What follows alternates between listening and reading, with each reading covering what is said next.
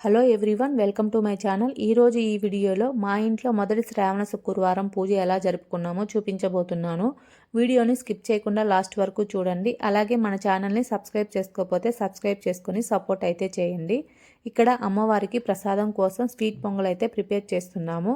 దానికోసం ముందుగా 1 అవర్ పాటు బియ్యాన్ని పెసరపప్పునైతే నానబెట్టుకోవాలి. తరువాత మంచిగా వాష్ చేసుకొని అందులో బియ్యానికి తగ్గట్టుగా వాటర్ పోసుకోవాలి.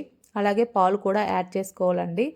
ఇది అమ్మవారికి ప్రసాదంగా చేస్తున్నాం కాబట్టి గిన్నెను కూడా అయితే పూజించుకోవాలి. పసుపు పూసి కుంకుమ బొట్లు అయితే పెడుతున్నాను. బియ్యము ఎప్పుడైనా సరే మనకి మంచిగా నానాయంటే ప్రసాదం అనేది త్వరగా రెడీ అవుతుంది. ఇప్పుడు ఈ ప్రసాదాన్ని అయితే గ్యాస్ మీద పెట్టేద్దాం. ముందు రోజే గ్యాస్ అవన్నీ అయితే క్లీన్ చేసుకున్నామండి. ఫ్రైడే కాబట్టి ముందు రోజే క్లీన్ చేసేసాము. ఇప్పుడు బియ్యం అయితే మనకి మంచిగా ఉడికిపోయాయి. ఇందులో ఇప్పుడైతే బెల్లం అయితే యాడ్ చేద్దాము. ఎప్పుడైనా సరే బెల్లం అనేది బియ్యం బాగా మంచిగా ఉడికాక యాడ్ చేసుకోవాలి. ముందుగా బెల్లం యాడ్ చేసామంటే పొంగల్ అనేది బియ్యంగా ఉంటుంది, మనకి మంచిగా అయితే రాదండి. అలాగే అమ్మవారికి ఈ స్వీట్ పొంగల్ అంటే చాలా ఇష్టము. మనం ఫ్రైడే రోజు కానీ అమావాస్య రోజు కానీ అమ్మవారికి ఇలాగ బెల్లంతో స్వీట్ పొంగల్ చేసి పెట్టామంటే చాలా మంచిదండి. ఇక్కడ పొంగల్ అయితే ప్రిపేర్ అయిపోయిందండి. చాలా సింపుల్ అండ్ ఈజీ ప్రాసెస్ అండి.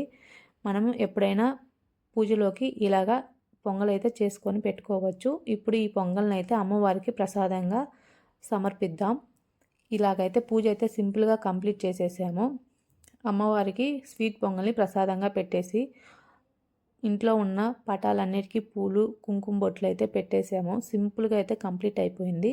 ఇప్పుడు ఈ శ్రావణ మాసం అనే పేరు ఎందుకు వచ్చిందో తెలుసుకుందాము.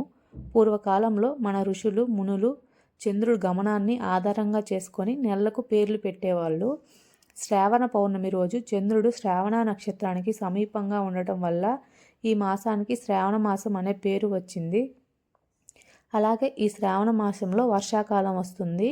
అందువల్ల ప్రకృతి అంతా పచ్చదనంతో నిండిపోయి వాతావరణం ప్రశాంతంగా ఉంటుందండి. అందుకే ఈ మాసాన్ని దైవారాధనకు ఎంతో అనుకూలమైన పవిత్ర మాసంగా భావిస్తారు. ఈ మాసంలో శివుడికి సోమవారాలు, గౌరీదేవికి మంగళవారాలు, లక్ష్మీదేవికి శుక్రవారాలు, అలాగే వరలక్ష్మి వ్రతం వంటి పూజలు వ్రతాలు ఎన్నో చేస్తారు. అలాగే శ్రావణ మాసంలో పూజ చేస్తే తప్పకుండా డబ్బు వస్తుందనే కాకుండా భక్తి, నియమం, దానం, దీపారాధన, దేవుని స్మరణ ద్వారా మన మనసుకు ప్రశాంతం కూడా కలుగుతుందండి. ఇలా అయితే సింపుల్గా పూజ అయితే అయిపోయిందండి. వీడియో కానీ నచ్చినట్లయితే లైక్ చేయండి, షేర్ చేయండి, సబ్స్క్రైబ్ అయితే చేసుకోండి. ఇది భద్రకాళి అమ్మవారి టెంపుల్ అండి. దీని గురించి నెక్స్ట్ వీడియోలో అయితే పోస్ట్ చేస్తానండి. Thank you.